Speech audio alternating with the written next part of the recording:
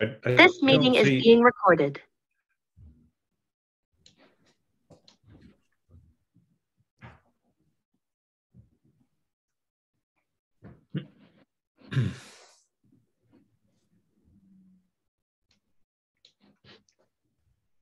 Hi, everyone, and welcome to the 2022 Guelph Organic Conference and Virtual Trade Show. It's a little bit past the hour, so I guess we're going to get started. Thank you for attending, considering the benefits and challenges of different approaches to labor in organic production.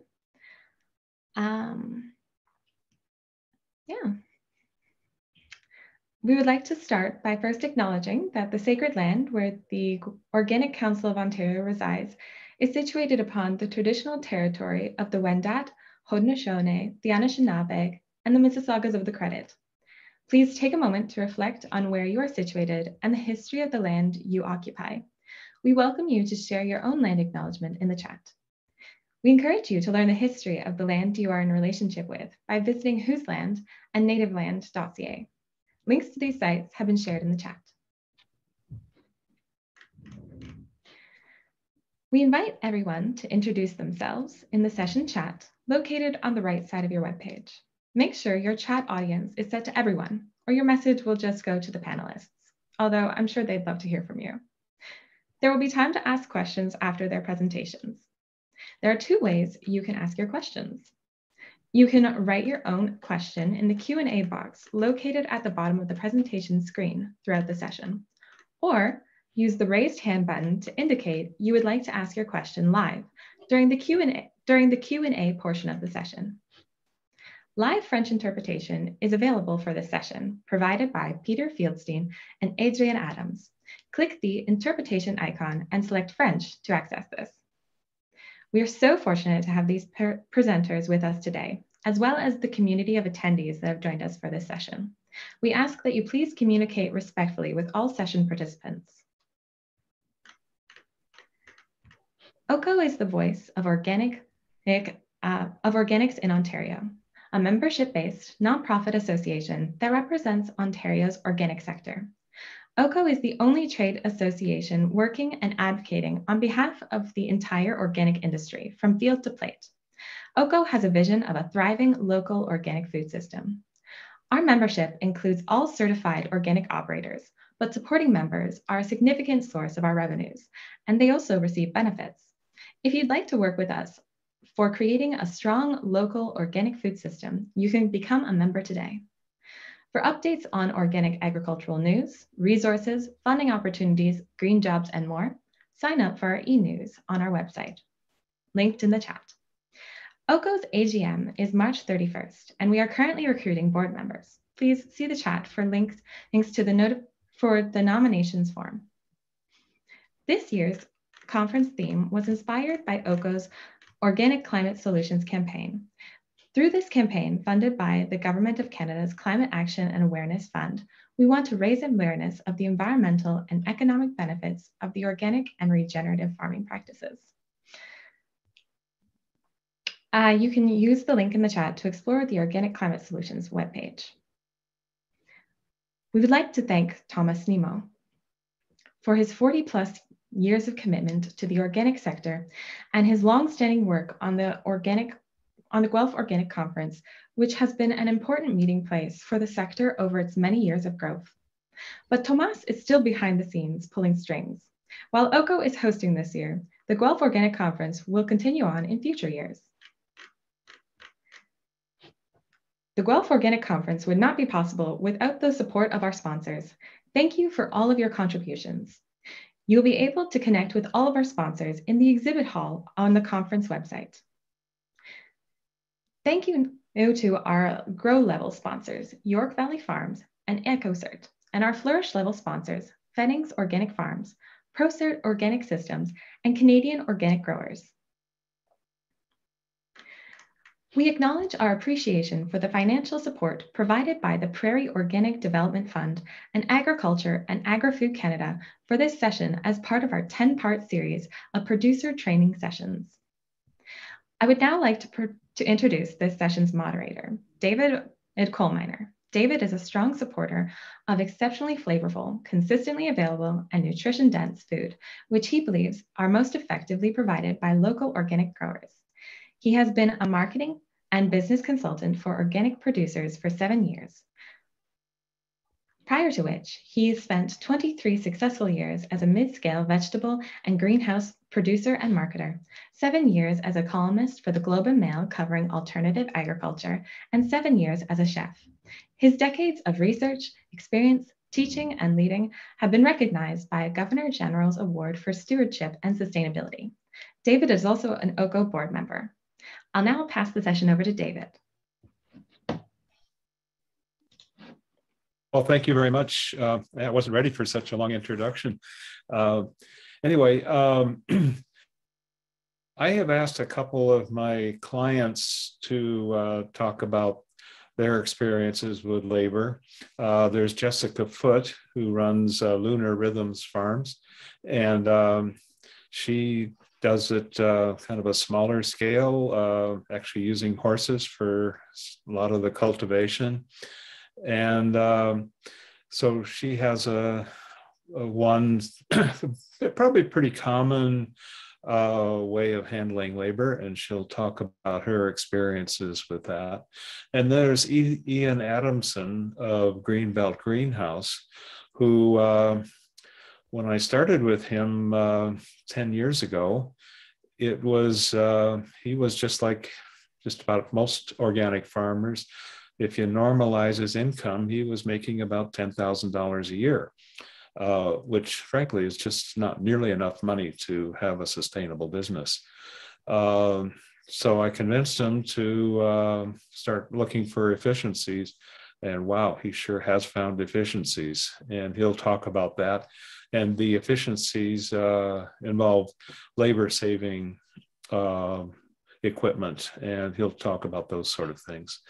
So I think we'll start with Jessica, if you want to talk about how you handle your labor and what's involved and what your experiences have been. So it's weird being on a video. So I started off with 3 acres. At that time, it was just myself and another person that started with me and family volunteers. And like most small farms, our first employees were interns and co-op students, woofers, and people we got off Good Works.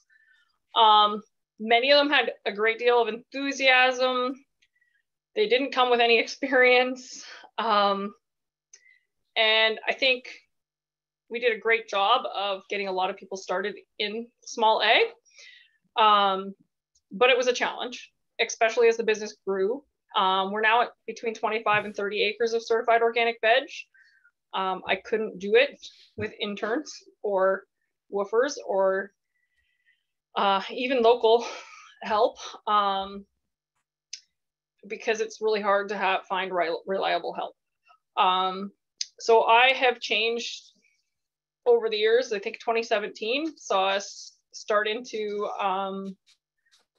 I sat on it for probably 2 years contemplating, do I go with temporary farm workers or don't I? And then 2016 was a very challenging year for labor, emotionally and in the field. Just the crew we had was not committed and wanted a holiday every day. And it was a challenge. So I couldn't keep farming that way. It was not sustainable for myself or my family. So in 2017, I bit the bullet and I got in my 2 first migrant labor guys from Mexico. And they were fabulous. I was very lucky. I got 2 gentlemen that were like super gung-ho, had come with a great deal of experience, and were pretty patient with my lack of ability of speaking Spanish. And it was definitely another like learning curve to show them what to do and how to navigate things. But I know that year, my ride to the airport, taking them home, I was kind of weepy-eyed because I knew how many crops I would have lost if I had not had those 2 men to get us through that year. And since then, they've been returning. So I have 7 guys coming this year. They've been an amazing contribution. They are reliable. They have experience. Most of them have experience. That being said, I had a couple that came that did not have any vegetable experience or farm experience at all. They were fishermen, and their skill set was not as strong as the guys that had a coffee plantation at home and, you know, mandarin oranges and worked on farms. My one guy's been working on a farm since he was 8 years old, picking tomatoes, and like he can blow me away in the field, which is what I really enjoy about the temporary farm workers, because until I hired temporary farm workers, I didn't have a single person that could keep up with me in the field. And it's kind of a challenge when you're like feeling like you're pulling everybody along with you. Always have a positive attitude. When we're out there, you don't feel like you're working. You're singing all the time. It's never complaining. And you know you're getting minimum wage is worth of work done. And they're really, really great at being creative with what we have on hand to get a task done. They have made many systems more efficient in the operation itself.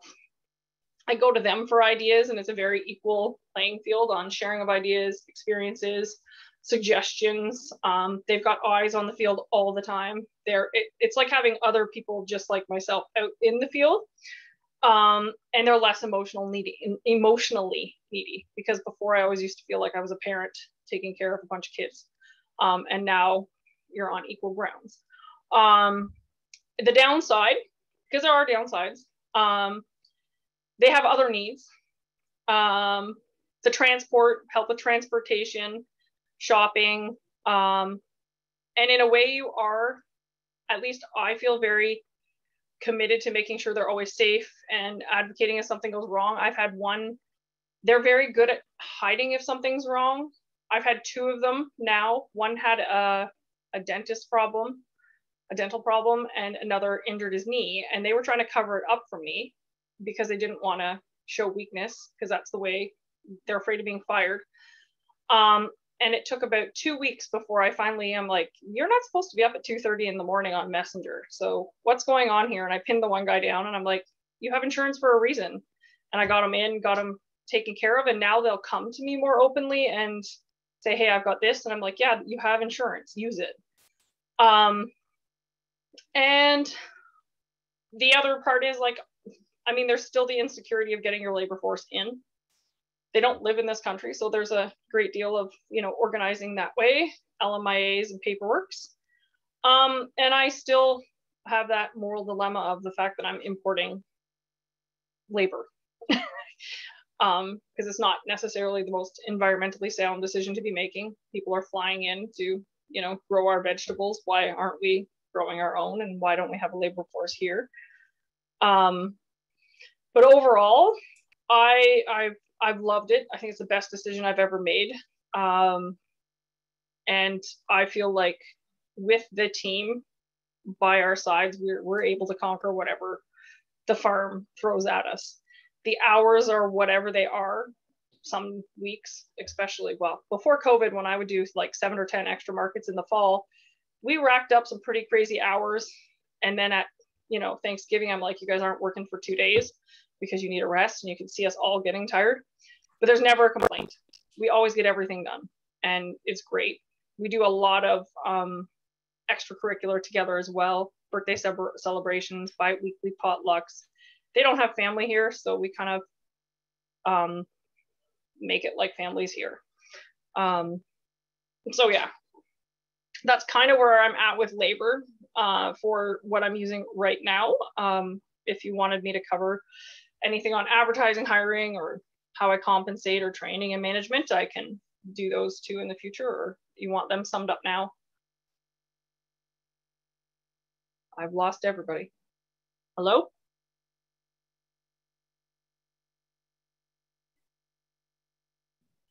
No questions yet in the Q&A box for the chat. Okay. I'm like, everybody went blank. Is Dave, did we lose Dave? Somebody has now asked, Barb has now asked, how do you go about bringing them in? I guess meaning your temporary foreign workers. So for the temporary foreign workers, I'm here. Oh, okay. Didn't see you.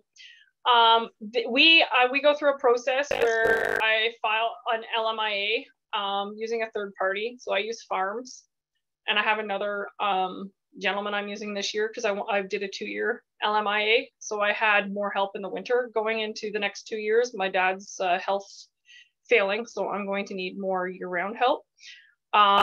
So we file those LMIAs with those third parties. Then the government calls you and questions you about getting approval. In the meantime, we have to advertise for Canadians. I don't think I've had one Canadian yet this year that applied. It's all been people from overseas that aren't eligible to get the job anyway. So they go to those third parties. Then you do an interview with a government employee to see why you're applying for the LMIA, what's your reasoning behind it. And then they either, based on your interview, say yay or nay. It's pretty simple, pretty straightforward, not too expensive. The first year, my guys were unnamed workers, so I didn't know who I was getting. They just show up. It's a little awkward when you pick them up at the airport. And after that, you request the same guys if you want the same guys. And then you get to know them. Now, most of the crew I have, well, actually all the crew I have been, except for one, have been referrals from my first 2 gentlemen that worked with me. So one's this year, and one's a co-op student that I had in 2019 from Mexico, and it took me 2 years to get to the point where I could bring him in because he really wanted to work with us badly. He's really committed to learning organic egg and wants to take it down to Mexico and practice it on his home farm. So he's going to spend 2 years with us and then hopefully take some more info home. So yeah, I've gotten to know them all. One's going to be, so their brother-in-law, and there's 3 of them are related, and then 2 are friends. So we've got a few more questions coming in now. We have several who are asking about concerns around accommodation, whether folks cook for themselves, what kind of housing you have to provide for them, and if there's any modifications that you have to make on your farm to manage that, and sort of what that process looked like for you.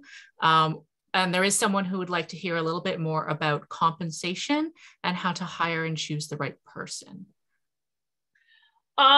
For living quarters, we have, I have an apartment above our processing facility. It's like literally was put up in 2018, brand new. And then we have the upstairs apartment in our farmhouse. So the guys are split between those 2 locations. The 2 guys that are here for 2 years, they're in the upstairs of the farmhouse, and the other 5 guys have bedrooms in the apartment that we have. And they cook for themselves most of the time, but we do on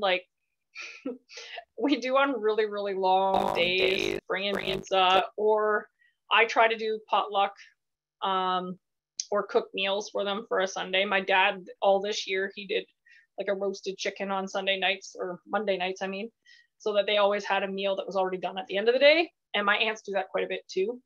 Because I don't even like coming in and cooking after a long day in the field. But other than that, they are responsible for going and buying their own food and groceries. This year, or this past year, 2021, one of the guys got an international driver's license, and he's now insured on my vehicles. So he takes the guys to town. We have one town they're allowed to go to, just because of the insurance was going to be more depending on which area you're in. And also I needed to be comfortable. He's the least English speaking. So comfortable with them going to Port Perry. They're pretty familiar with it now.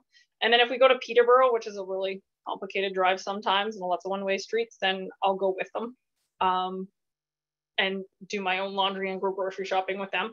But they are now independent and able to go into town. Before that, I generally took them into town and coordinated it with one of my errands as well, or my aunts or my father or somebody took them in.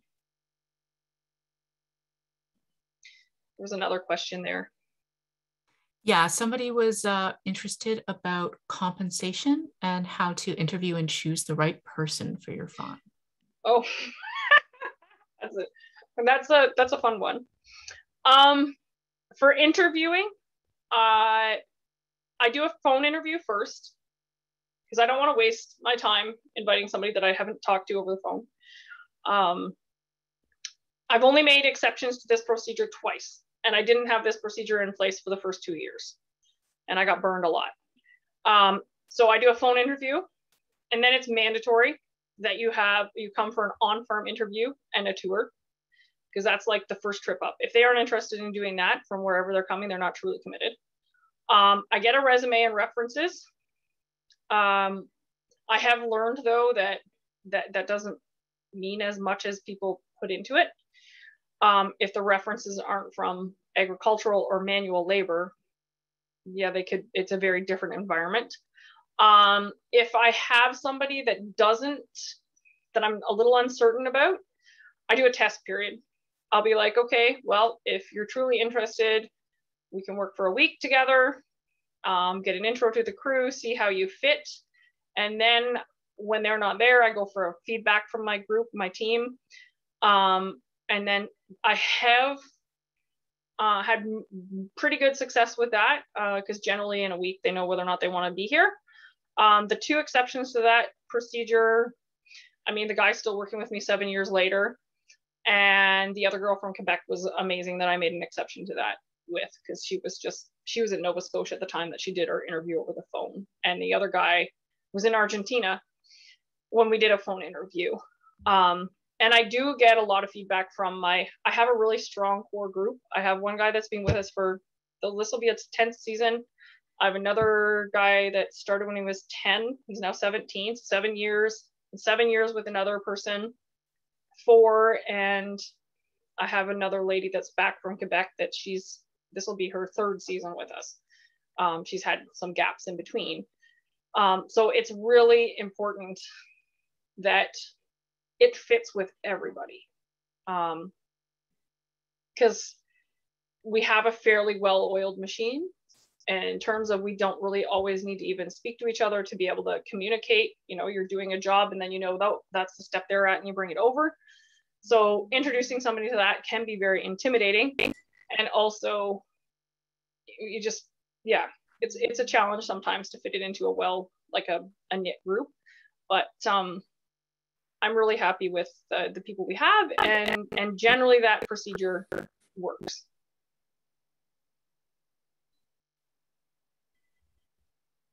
Compensation. Minimum wage is everybody. I do have some that started as interns and then have evolved to minimum wage.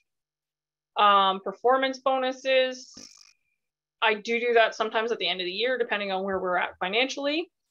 For the guys, the migrant labor, I have piecework that they absolutely love. They love doing their by the unit, because oftentimes they can make more per hour by the unit because they're really good pickers than they do as an hourly wage. And they'll even, this year it was funny. I tried to divide a job up, and then they're like, but that's a by the pound job. And I'm like, okay, well, I'll team up and we'll go do this. And then you guys can go and do your by the pound. They make it like a little competition. And other things that I always use as a perk is, for the most part, everybody gets to eat the food that's off the farm. The second, there's so much extras that the veggies are there. For meat, people can buy it at cost, and eggs, the same thing at cost. So, yeah. Keeping, I guess, in the compensation vein, somebody asked whether the workers find the pay sufficient considering the cost of living in Canada and just having enough for them to bring home. There was also an interest in whether you ever get any women applying. In terms of women applying for Canadians, I mean, I've never ran into any with the temporary foreign workers. I'm not even sure if you can request women. For the Canadians and our home-based team, we have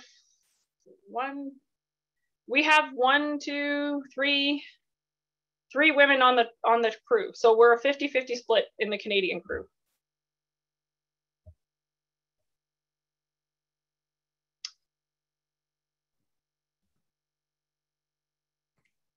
Did I cover all the questions? Yeah, that was great. I think we covered a lot of the questions related to your chat. And then if there's any more that come up, we can handle them in like the end discussion and Q&A. David, do you want to introduce the next speaker?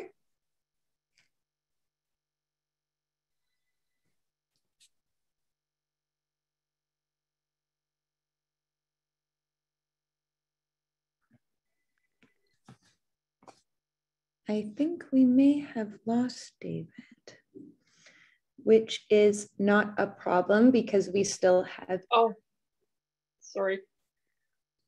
The pay sufficient. I missed that question. They go home. They don't have any costs when they're here. Like they don't pay rent. They don't. All they have is food to cover. So they go home with almost everything in pocket. One thing that I do know they do, and we help them with it, is they're always looking for there's some stuff they just can't get in Mexico at an affordable cost.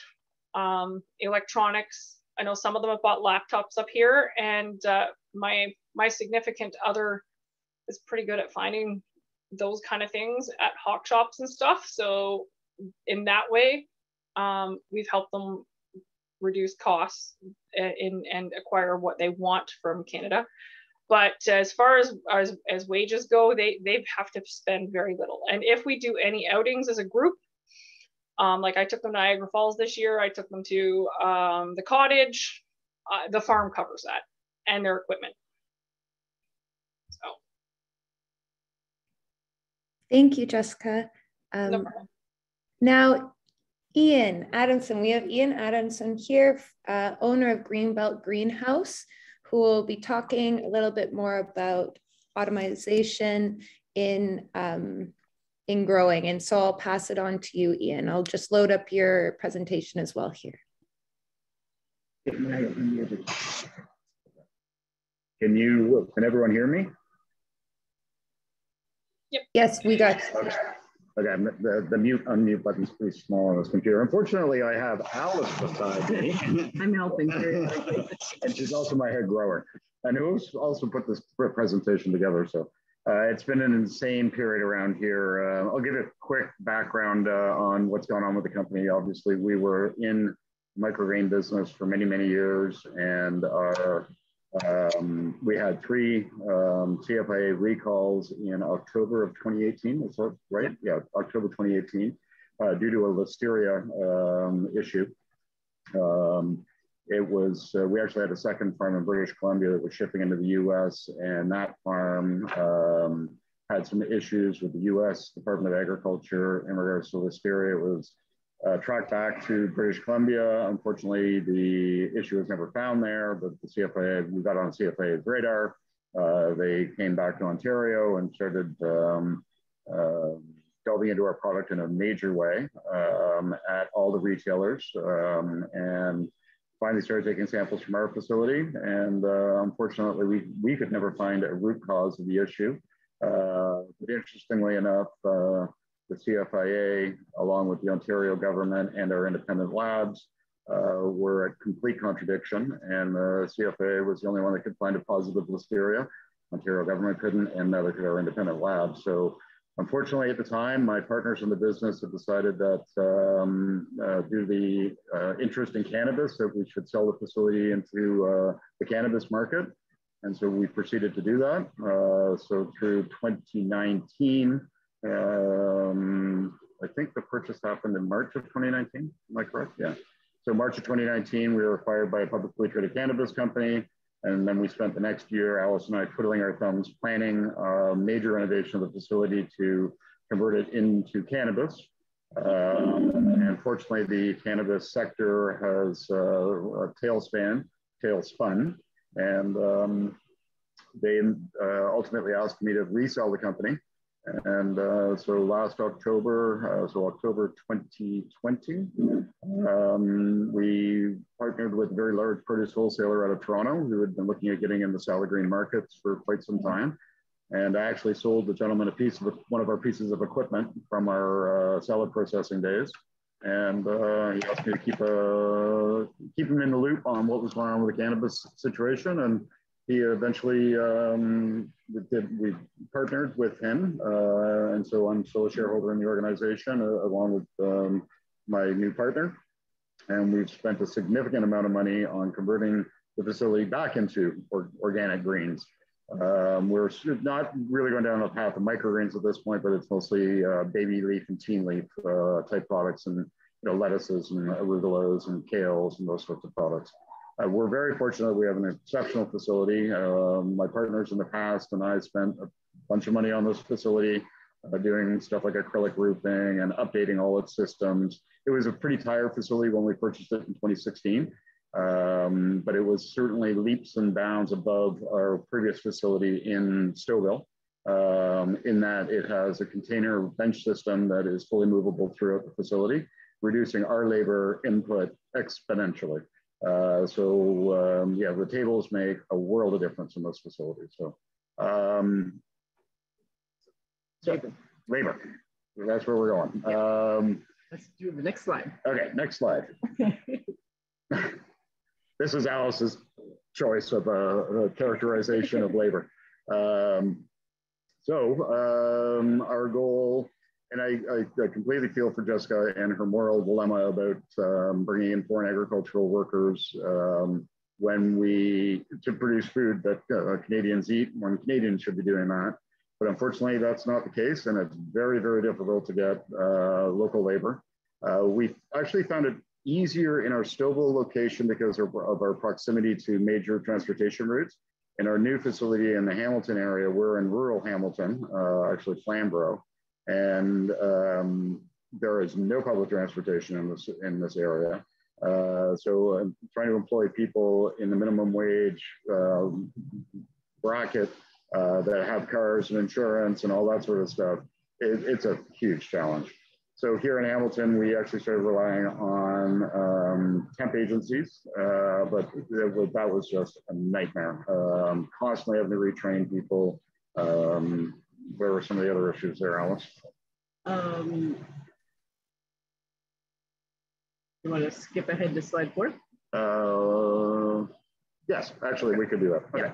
If you want to skip ahead to the slide that says, yeah, you got the one. Yeah, all right, thank you. So we are up to 30 employees. You had 30 employees in Gormley. I think after you moved here, we had briefly a few more, and then we started to have less. Yes. So packing microgreens, so where we really wanted to strive on automation was actually packing microgreens into clamshells, because it's a painful process. Microgreens are kind of like trying to pack steel wool by weight. They stick together like crazy, and so literally it is truly a hand pack. So we actually put in a Marco negative weigh scale system that basically as you remove product from a large container, the scale drops and gives you accurate measurements, but versus putting the product onto a scale. So that really made it much more efficient, but it was a 10 station pack line that still required 10 people all the time packing clamshells. So our next iteration here at the facility is we're actually putting in and staying away from microgreens makes it easier to automate. So we're putting in a full multi-head weighing system that will pack and deposit and pack the clamshells fully automatically. We don't have any pictures of everything. We do. It's on slide number 12 has a picture of that. But if you... No, we can just jump there. Yeah. Okay. That's irrigation. Oh, there. Yep. Nope, that one.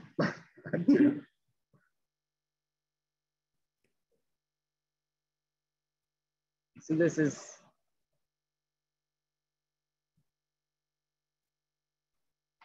I have a couple of glitches here.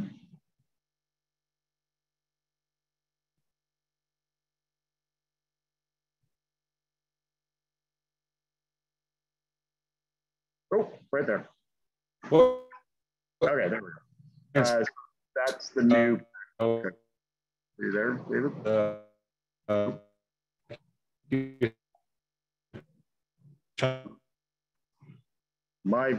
I'm getting weird feedback here. I don't know if anybody else is.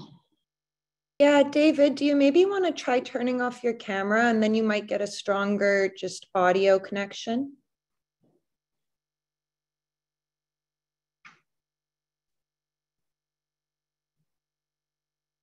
Looks like David's just popped off again, so maybe we can move forward and he can ask his question when he gets back. Okay. So anyway, that's unfortunately the multi-head wear is actually not shown in that video or that picture, but it only arrived today. Yeah, it only actually arrived today from Germany via air freight, believe it or not, because transportation out of Europe is just a nightmare right now. So essentially what you're seeing here quickly is, unfortunately at the back end of this picture, you can't see it, but there's an entire table harvester that the product will flow through. So the table, the plants are seated onto a table and then pushed through the greenhouse until harvest at 4 or 5 weeks later, and then flow into the end of that conveying line. And then that big box on the left is a big cooling tunnel that pre-cools the product before clamshelling, and then and weight, multi-head weighing, and all the rest of the stuff. But getting back on track on labor, right? So well, that is there to reduce labor and yes, handling as well. Exponentially. That room will literally take 2 people to operate versus 10, 12. Yeah, plus. Our target is 96,000 clamshells per week. And so you can just imagine how much labor is required to pack 96,000 clamshells. And now we'll be able to do it with 2 or 3 people. Yeah.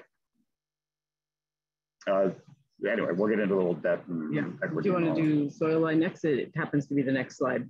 Sure. So in the intern, that's Jen, our assistant grower, shoveling soil into a bobcat.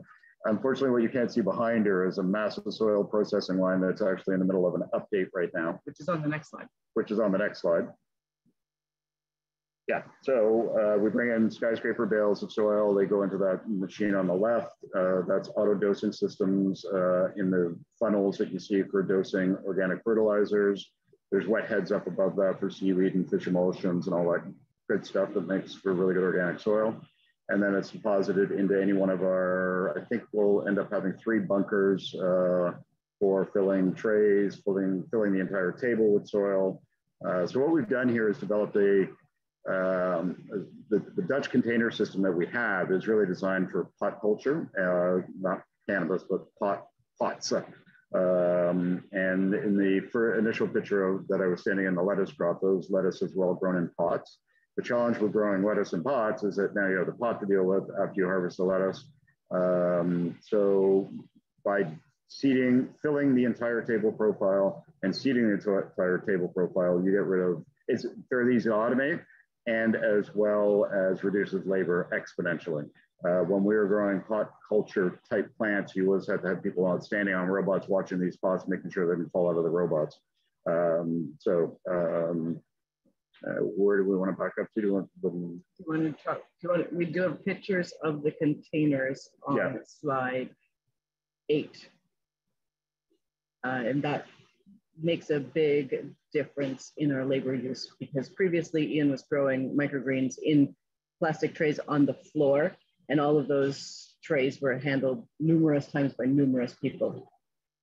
Are we on slide 8? That one is harvesting. You could talk about that too. Go for it. That's a good one to talk about. Okay, so here's a harvester that we developed. So obviously you can see our crew hand harvesting certain products that wouldn't actually go through our harvester.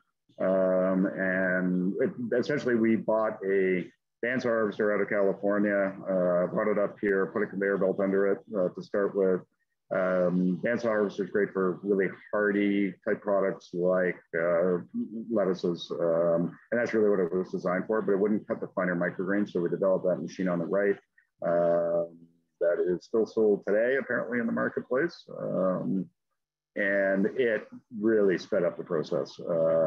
And so basically, as you can see, the tray would go on the lower conveyor belt, and that would go through a shear at the front of that lift conveyor, and then the product would be deposited into a bin on a scale at the back of it. But but the number of bins that we would be carrying off of that line was a lot. So we learned a lot of lessons in the microgreen business, and now basically we're just taking it to the next level with utilizing the entire table to grow on, and a massive harvester in comparison to that one. Okay, we want to skip up to slide 15, the one with the big dollar signs. Okay, sorry, I can't see the slide numbers. Yeah, I understand. That's it. I understand the challenge you're having. Yeah. Okay, what am I talking about here? Government grants? Well, Dave and I have become pretty good at writing granting programs. Dave's an absolutely incredible writer. I come up with some of the ideas, and Dave's like, okay, well, let's see if we can find that money, depending on when the programs are released. And the programs are a ton to wade through by yourself. Alice and I as a team do a lot of the background work, and then we have to get our accountants involved to make sure that we don't pay for stuff preemptively, because then we get disqualified if we pay preemptively. So, you know, we're trying to order machines, and under a lot of these programs, the government has this 90-day acceptance rule, a review period, and then they finally give you the go-ahead, or you find out whether or not you've actually been awarded that grant money. Then you're allowed to go out and spend money. Well, so now you've been delayed by 90 days. You've already made the decision that this is the piece of equipment you need. Getting the government money is kind of like a little bit of gravy. But then you can't pre-order that machine, because anytime you order something, you have to put a deposit down on it. Well, the government doesn't even allow us to put deposits down. So it makes it exponentially long to actually get the funding from the government. But as I said, Dave is a wonderful writer, and we've been exceptionally fortunate and I can't think of the other word I'm looking for, but successful at getting government grants. I think we're in process of 3 right now. Yeah. Talk about your tin bin example. Okay, yeah. So I'll give you an example of how we assess whether or not we make a decision to invest more capital into equipment. Essentially, to get the compost off these tables, it would take 3 full-time employees year-round to scrape compost off these tables, put it into a bin, and then send it to the compost pile by either a forklift or a skid steer loader. We're fortunate enough to come across an idea of essentially using a sucker truck that will vacuum the material off the table, deposit it onto a conveyor. That product will be conveyed outside, and eventually, as we apply for another government grant, is to put it into very large in-vessel composters. So when you add up that labor at, call it $40,000 a year per person, that's $120,000 a year, plus all your aggravation, because if somebody doesn't show up, well, all of a sudden we can't be pushing those tables through, and to achieve that 96 clamshell per week, that's $120,000 a year. This system that we're looking at, we are putting in, is a $250,000 capital investment.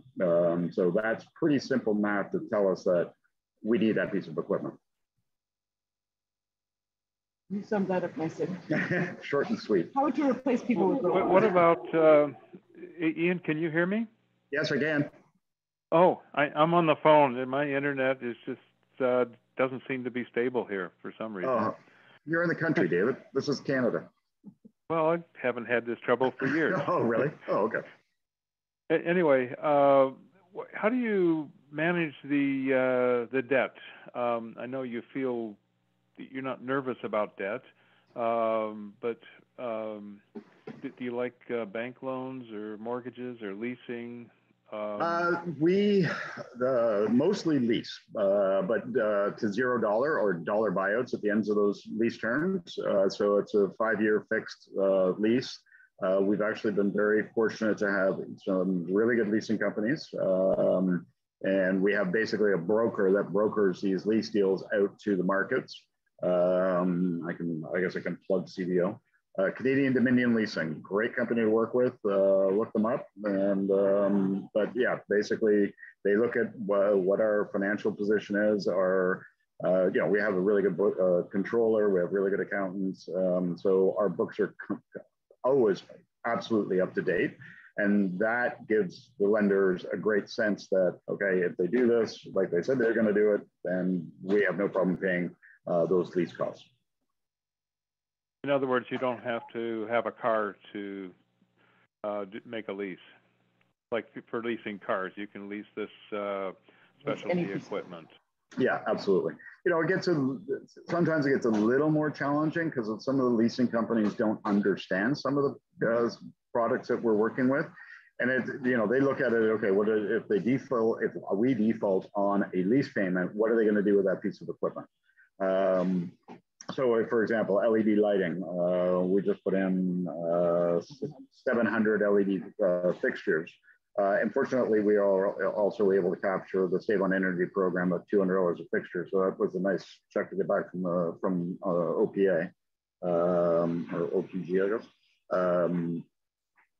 But yeah, so that one was a little bit specialized. It took the leasing company a little longer to find the market for it, but they're essentially brokers, and they get paid by the lenders to place these leases. So understanding that process, it's like they're working for us to place money into our account so that they get paid. So it's actually a win-win. And what sort of interest do you wind up paying? I think our latest, I think we're down around 3.25. So it's really cheap. It is. It's actually saving labor. This pays very well. Yeah, absolutely. Now, I'm not saying that, it's not like a conventional lease. And we've had a really good relationship with our lease partners. So I think that's reflected in the rate. And our partner, they're a substantial organization, so that also helps with the process, right? Yeah. And then to operate this equipment, I assume you have to pay your employees more money.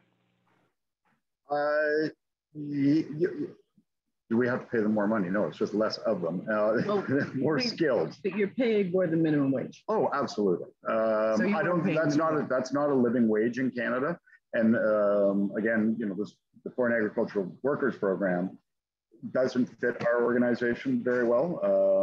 So mechanization and spending the capital and having employees that are happy, that have benefits, is what's key. You have a happy crew working for you, well, they want to come to work every day. And that's been the goal of the organization, is to reduce the amount of labor so that we have a really good, tight-knit organization that everybody, like I said, enjoys coming to work.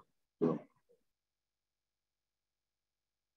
Yeah, well, that works really well, that you're able to pay the employees more, and partly because running the equipment, they have to be really good because you're counting on them to be very effective at solving equipment problems.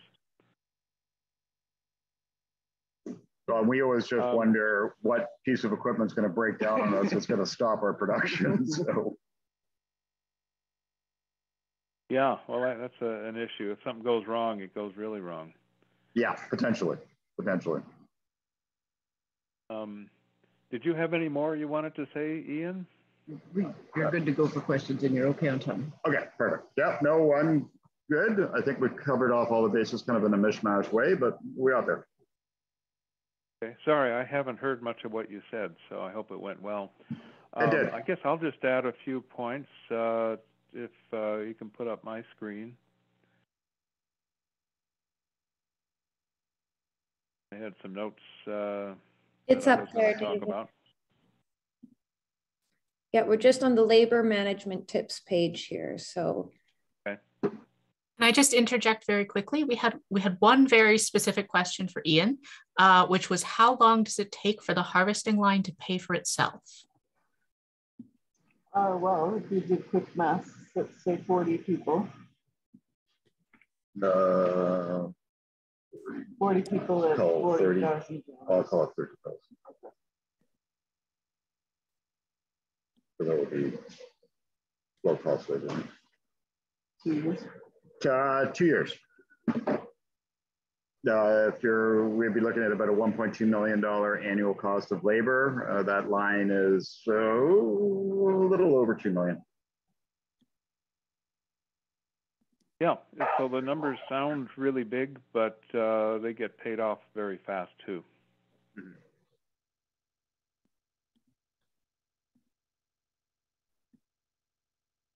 Oh boy, I've lost my picture, everything now. David, I'm going to share your screen. I was just had it on Ian while he was answering the question, but I've got up labor management tips.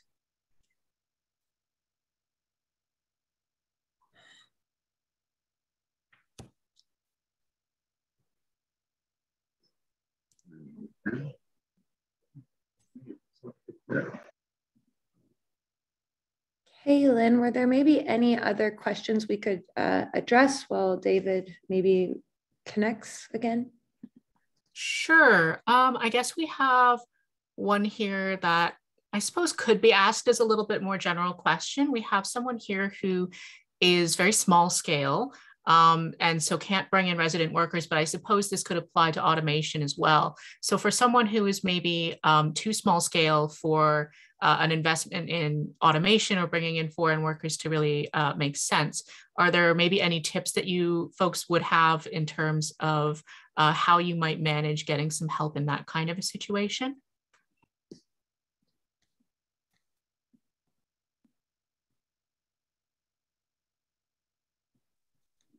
Hello? I would say one thing is you can sometimes share. You're not supposed to do this, but sometimes you might have another small producer down the road, and they might let you do that. Oh boy, this just died here. I'm going to use my own screen, and I guess you have the labor management tips up on it? Yes, David, I have labor management tips up right now. I can move on. Then we'll just go to the next page. Labor is important. Yeah, it's usually the largest expense for most farms, especially vegetable, fruits, and greenhouse operations. So you need to take a lot of care with labor, both care of people and thinking about it, but be very thoughtful about it because it's more important than just about anything else you're doing. And the best way to reduce your labor costs is keep retention because it costs a lot to hire somebody, a lot of time for that. And then training gets to be very expensive if you do a really good job of it. And it's nice to just do it once and you don't have to do it again every year. So if you have new people every year, there's a lot of training. And that comes in with safety. So I think safety is very important because farming is not a very safe activity. I know the FCC says that 72% of farmers have a serious accident in their lifetime. So it's likely to happen. And also with new people, you get a problem with quality because you don't really understand it. It takes a while for people to understand. I think in a nutshell, aim to be a proactive director. In other words, you're directing people to do things efficiently and effectively, and don't go around correcting people. Do that as little as possible. So the next page, sources of labor, I think have been covered pretty well. It's talked about women. Seniors is another good source. They have a good work ethic, and it's not too strenuous. They can do quite well. I found one of the best things is just local people who may not be even aware of what organics is all about or even care about it, but they can be really good workers. And they're something that overlooked. People who are interested in organics, I have found they tended not to be the best workers. And when you're hiring people, remember that most people don't really think about or are not really interested in farm work. And they don't like seasonal work, which affects just about everybody. So try to structure your farm business so that you can have as many people as possible to work all year round. So of course, greenhouse is a really good one. But you can work most of the year just with outside, with late harvest, because you can harvest well into November and start work, if you're lucky, in April, but certainly in early May you can get started. And then a lot of people don't like traveling in the country. And since most people live in the city, they have a long commute going the opposite direction, but they don't like that. Compensation. Compensation is, I've found that going by piece rate helps with productivity, but it's not so good for quality. So if your market is based on quality, you probably shouldn't be paying a piece rate. You want people to just work carefully and pay increases. Not a good policy to just give out bonuses at the end of the year, a certain percentage. I break it into three different categories. One is the cost of living, and everybody can get that, and you can get that from statistics. You often hear it on the news, for that matter, and it comes out every month. Experience, which would be the number of years they're with you, so maybe that's worth a certain amount. But the key one is the personal initiatives, and if people do things special for you, that's I thought I'd just put this in because I was working at one place looking for a farm manager for a vegetable farm. They're getting about $80,000 for a good farm manager. So I hope you, running your own business, it's, looking at that, and if you're making, as I mentioned earlier, $10,000 a year, gosh, that is just not enough. So 30 or 50,000 is way better, but think about that. Retention was really important, and I've found with employees the most valuable part of their work is having a flexible schedule. Usually it's women who usually wind up having to look after children if they're sick and away from school. So they need the flexibility to just take a day off work, and usually with not much or any warning. So I found what I do is just have, I hire an extra person. I don't tell anybody. But I with somebody just not showing up. So try to do that, and then that gives your workers you do have the flexibility. Everybody comes to work. Gosh, on a farm there's always more than enough work to do. So if everybody comes. I mentioned about the insurance for disability, and I kind of found this by accident. I looked at disability insurance for myself because as a owner of the business, that's important but it was ridiculously expensive. But then the agent told me, well, you could get disability insurance for your whole staff, everybody working for you, and you put yourself as a worker as well. Actually, I could give disability insurance to all my employees for less than it was for me to do it for myself. So, and the employees really appreciate that. So, so you get a business disability insurance policy, and then you just get the same rate that everybody else does, which is based on your pay. There's another one that I found, it used to be real common when I first started working back in the 70s, and that's giving retirement savings. And usually that's in the form of a mutual fund. And match that. Up to 5% is probably. And so their employees can voluntarily, and most do this, take 5% off their pay, and that goes into the mutual. And then I match that. So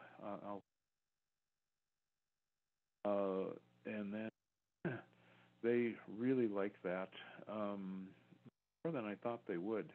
It's not common anymore. It used to be just every business, small business, did that.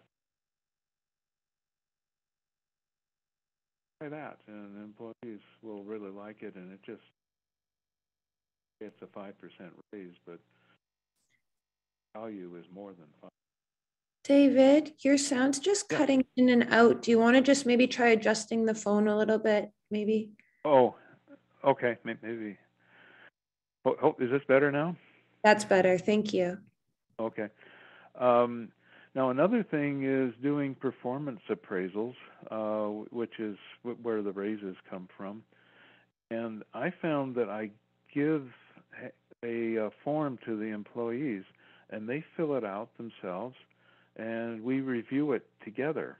And if I agree with it. And I found that their weak parts of an employee, things they don't do so well, they know darn well that they don't, and they write it down there in the appraisal. And we can discuss how could they be a better employee and for better next time. So in a way, if you give them a good, say 5% raise each year, that's probably more than they think they deserve. Now, of course, they're not going to tell you that, but the performance appraisal, which breaks this down into a whole host of activities that they're doing while they're working and how they do on each of those. And so you're happy with maybe less of a raise. So that's something to look at. You can find these on, just Google it, performance appraisals, and there'll be lots of these, and pay for, and some are free. So that's really useful to manage people, to get them to keep working.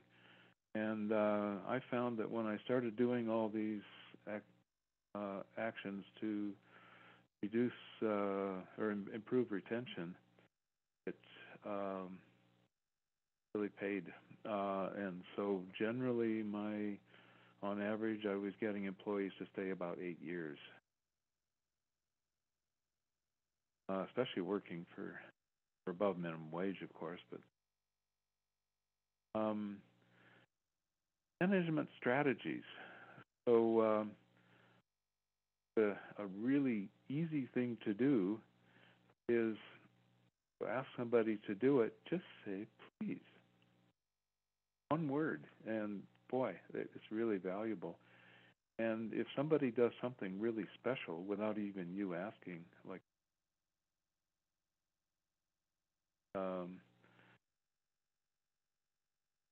so those are something that costs you a penny.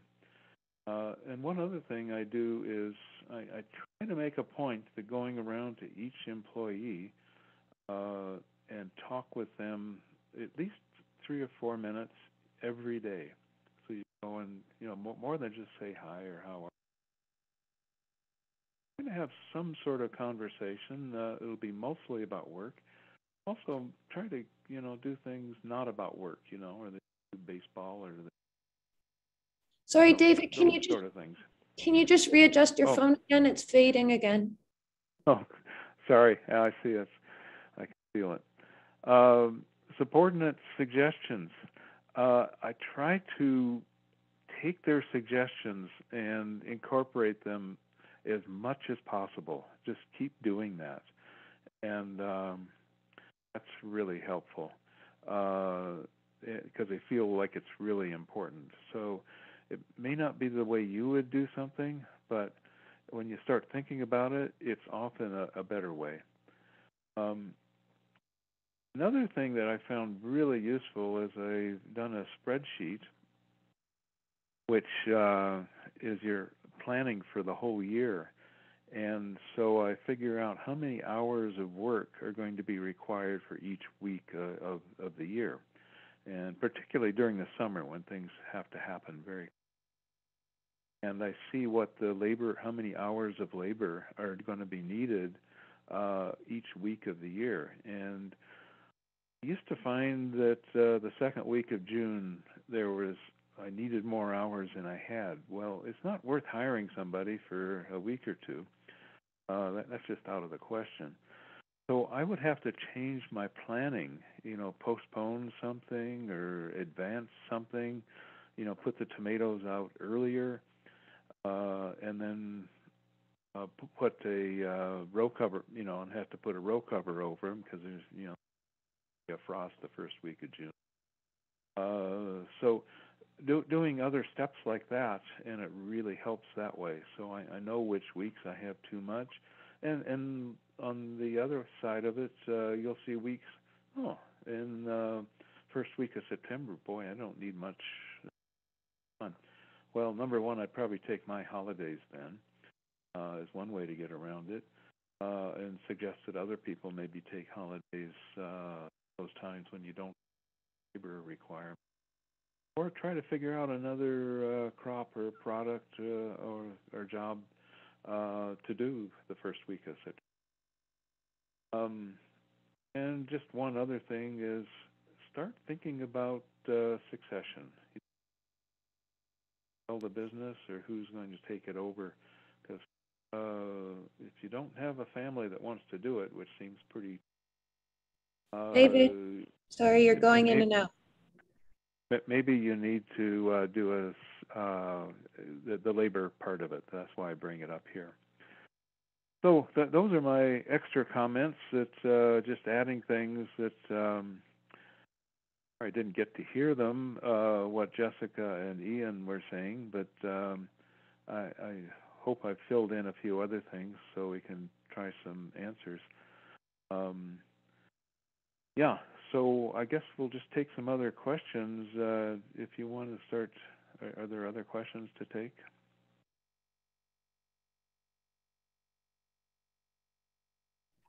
The only question here right now was directed to Jessica.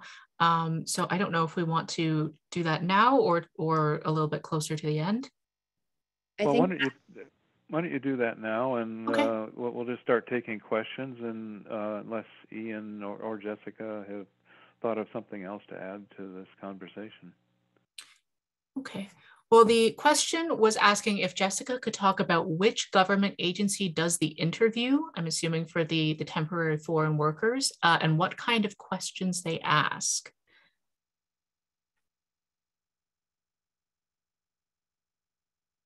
Can you answer that, Jessica, or do you want me to?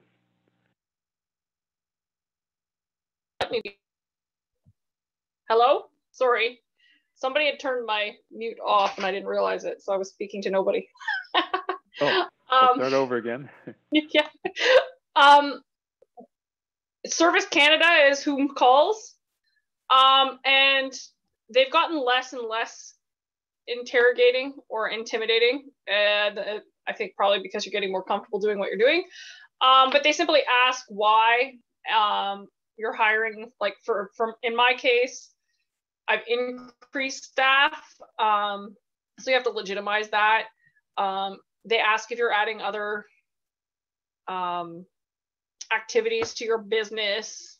So you kind of have to basically say, hey, I am hiring 2 extra guys because, like in my case, my father's pretty much phasing out completely.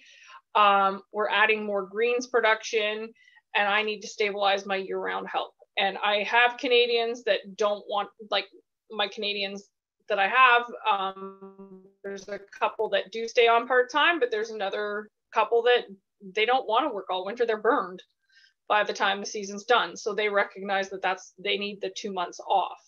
But I can't do it all. So, you're just honest with them, and it's not that bad. It's pretty easy.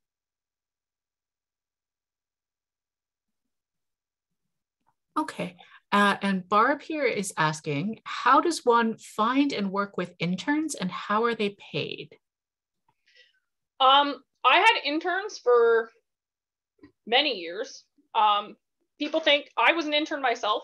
It's the best education I ever got. I wouldn't be doing what I was doing if it wasn't for that experience. I volunteered on a farm out in St. Thomas area, Orchard Hill Farms, because I wanted the horse part of horse skills and the equipment skills of the vegetable production that were geared towards what my personal goals were.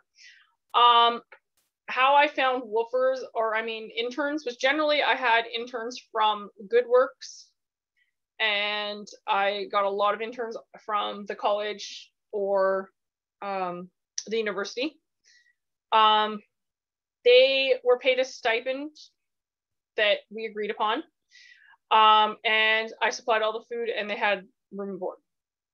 So there was food here, they had a place to live for the season, and an agreed upon stipend, so that it was like a monthly stipend. Some of them were, I think it was like probably $1,000. And then all their food was here from the farm. Some people don't agree with it, but I think it's like an incredibly great way to get real hands-on experience. And also, like, let's be honest here, most of them do not have the skills when they start. And I know when I went into dairy, I came with more skills than the average person because I was from a farm background. So yeah, you could train me in a couple weeks. But whenever I went in, when I got hired out in Guelph at a larger dairy farm, they wanted you to be there a year because you cost them money for the first year, because you have to be trained. And then they make it back. They said no less than a year, please. And I was there for 3 years. So I made a return on their investment in myself. And I have a very different view on life in that sense, that I need to make sure I give a return. And I know I'm not skilled when I first start something. So yeah, that's kind of where we're at with interns. They're not as many, and many of the craft networks, so there was a Kawartha Craft Network and one out in Western Ontario, I don't know what it ended up being called, they both shut down. So they're not being there as much activity. And that was where we went from farm to farm, and once a month we were committed to going to a different farm to get more experience, see another operation, do a hands-on activity, and speak on a certain topic. Those two groups are not in existence now. So I know that for ourselves, my dad used to take our interns to other farms or the plowing match or anywhere we could get them out to see more and learn more, because that's what they were here for. So that's just, yeah. Yeah, well, I think it's a terrific training program. Unfortunately, it doesn't work out that way very often. It's great when it does, that people get into the farming permanently. One thing to be aware of with the interns is technically it's illegal to pay less than minimum wage, which even $1,000, that's full minimum wage probably. So it's illegal. I haven't heard of anybody charging anyone in Canada. In the States they have. And so what people have done there is you get people to come in and they pay to work at your place. And people actually do that. And now, if they're paying you to train them, you better do a good job at training. And I think that's what they do, is they, you put aside a number of hours every week to have training sessions. Then an easier way to do it. So that might be an alternative to the intern.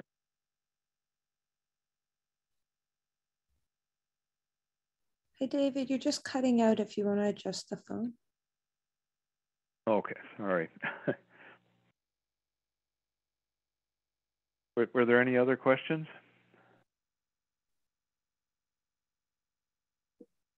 None that are open right now. I do see Carolyn Young has asked a question. There's a lot of talk right now about the lack of unemployment right now, so it's a much more competitive market for employers. Have you seen this happening or experienced this? I haven't. I don't know, maybe Jessica could mention about that. It was last summer. Was it hard to get employees because of COVID? Well, in 2020, when the guys were not, well, the government wasn't going to let the guys in to the country for a while, I went through 5 people in 1 week. Not one of them stayed. I burned through another 3 or 4 trying to get somebody hired. They'd go out to the field, they work for a day, and then they go home, and then they call me and they say, I can't do this. Or they go out to the field, they wouldn't dress appropriately, they get sunburnt to death, not drink enough water, and make themselves sick. All the things I would tell them not to do. So yeah, I don't know. I posted ads for workers this year, and I got absolutely not a single Canadian that answered the ads, not one. Boy, it was such a difference. I remember when I first started back in the 90s, I'd put an ad in the paper, and I would get over 100 calls, which is ridiculous in itself. So I would buy one of those forms, you know, the aptitude test, which I don't believe in, but it's a way to cut down the number of people who are wanting to take a job. You can just draw a line somewhere and say anybody below the line doesn't get an interview. So that helped out, but that's changed. I found that around 2000 it was, you know, where I got 100, I would get 10, and by 2005, I wouldn't get anybody suitable. So had to do other things. Now, one thing with the temporary foreign workers is that they generally come back year in and year out. So the training, you probably don't need to do much training anyway, because they seem to know it all already. And they're very good workers, and just need to train them once, and that's it. And they come for year after year, and some of the workers that I had at my farm before I sold it, they're still working at the farm. So it's nice they come and visit. We have dinner together and so on. So a good thing to have the workers. It says temporary foreign workers. Well, really, they should call them permanent foreign workers. They're not here 12 months of the year, but they're here as many months as you want them. And well, depending on the LMIA you get, you can only have them 8 months, maximum 6 months, or like I just did a 2-year. Yeah. Oh, right. Any individual, yeah. And I found that after 8 months, they're worn out, and they need to go home. But you can bring another one in to take their place. Yeah.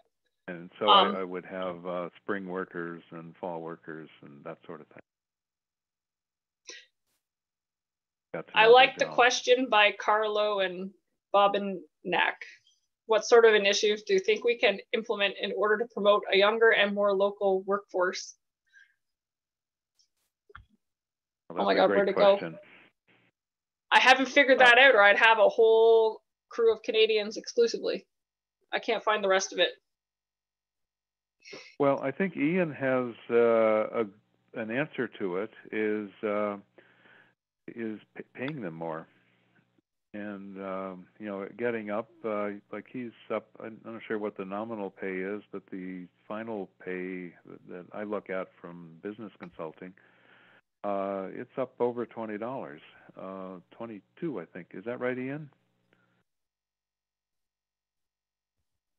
Yes, I think that's sort of almost our base rate. So yeah, it's because we can get so much done because they're assisting the machines. Yeah, and so you can get good people. You have a lot of choices, and you put an ad out there, and they come because this sounds like pretty good pay. Now you expect more, but that's okay. So that might be the solution: is having more automation on our farms, and then we can afford to pay people more.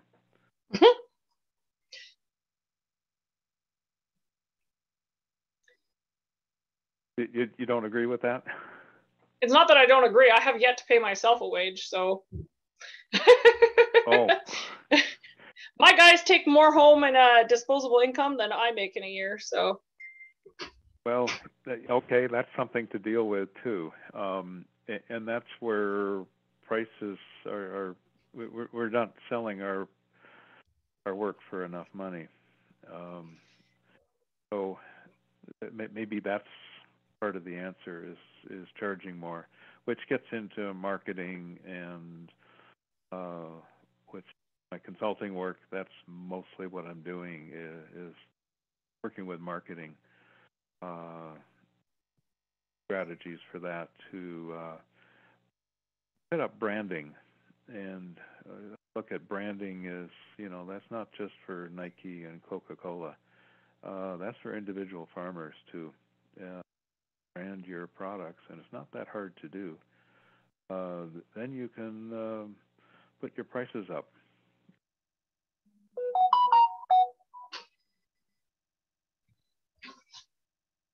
Are there any other questions from the floor?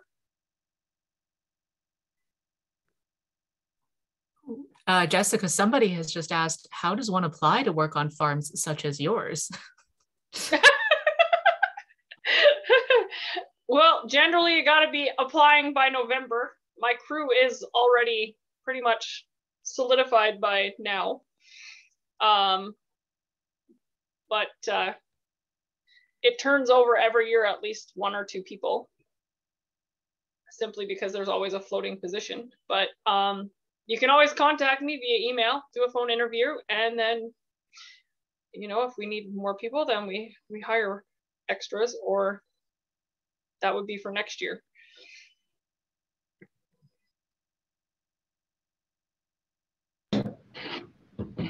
I believe there's a live, Angela would like to speak for a live session. So I'm going to unmute you, all right?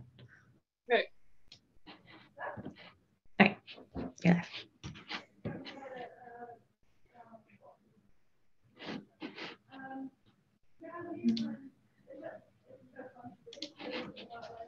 You can speak now if you'd like. I can just see their audio's connecting. There we go. Hi, good afternoon. Good afternoon. You hear me? Good. Yeah. Yes, I can hear you.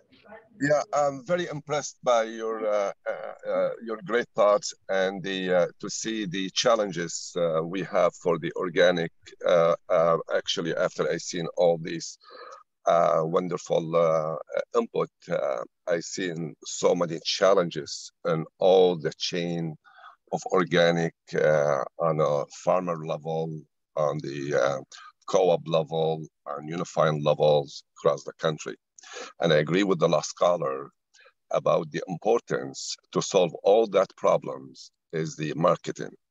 If you have a market, that unifying market locally and globally, that will give a heads up to the federal government on all levels of governments to stand by you, with especially with the new green economy, which we are, should emphasize on that. And the government now ready more than ever from my communication with them to all levels. And we have a project with around, it's a very large project, is a Vision Canada with the stakeholders. We have worked on for 30 years.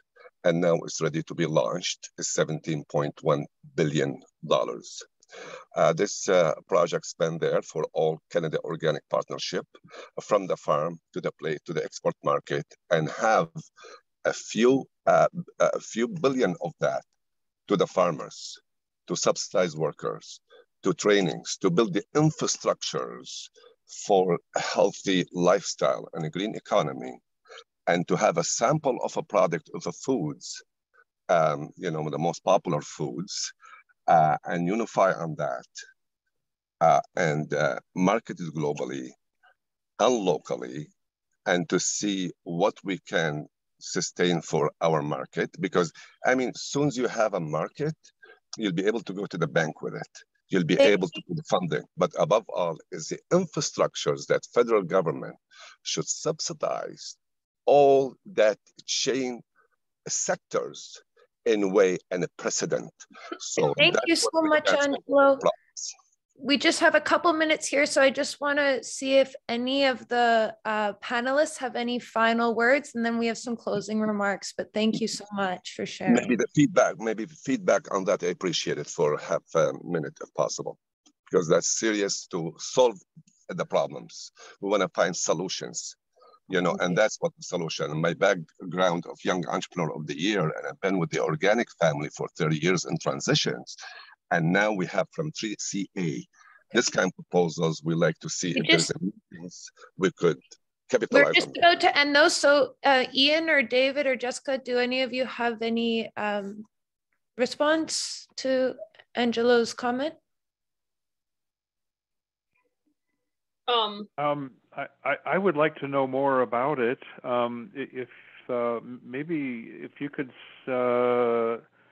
submit some information through OCO, that would be helpful.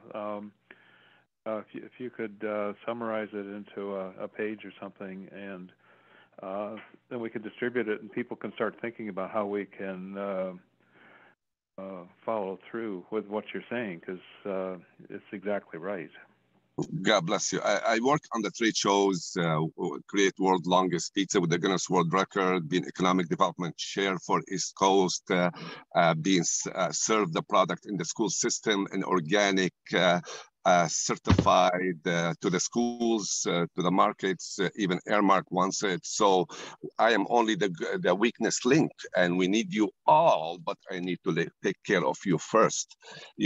Every industry and all sectors to work together. And if I'm happy to send it tonight to you, if you promise me you could have a panel to could discuss it immediately, so I'll be able to present the highest official in the land, which they are in their hands, and have all the communications now just hot to be able to capitalize on that and see what infrastructure is needed, what supports you needed, any areas of support needed.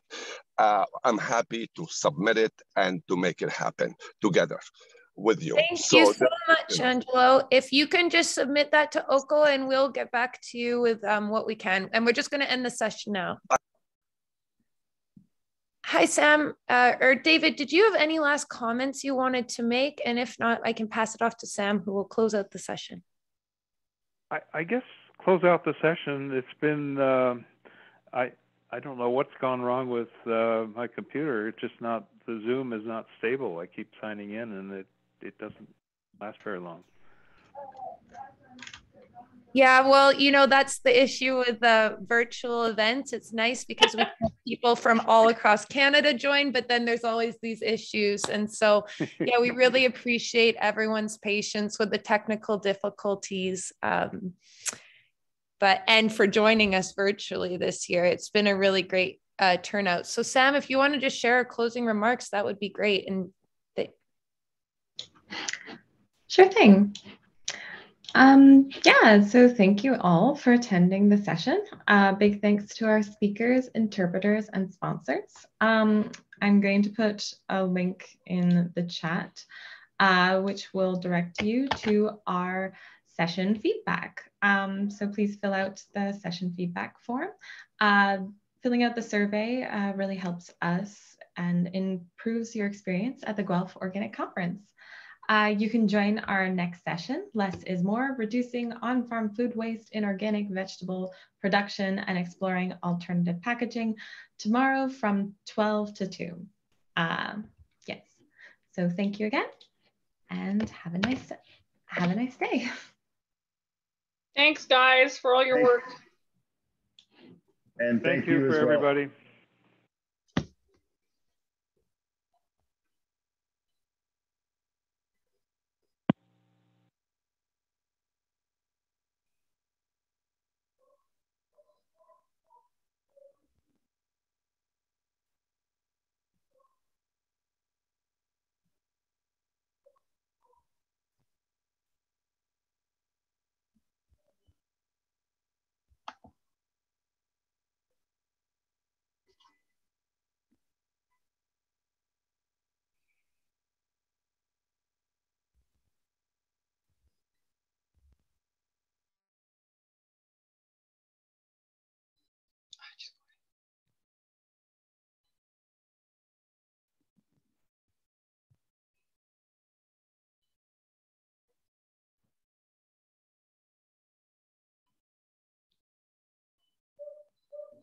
Okay. Thank you, everyone. I'm going to end the session now. I hope you have a good evening, and follow up with Oko if you have any questions about the session.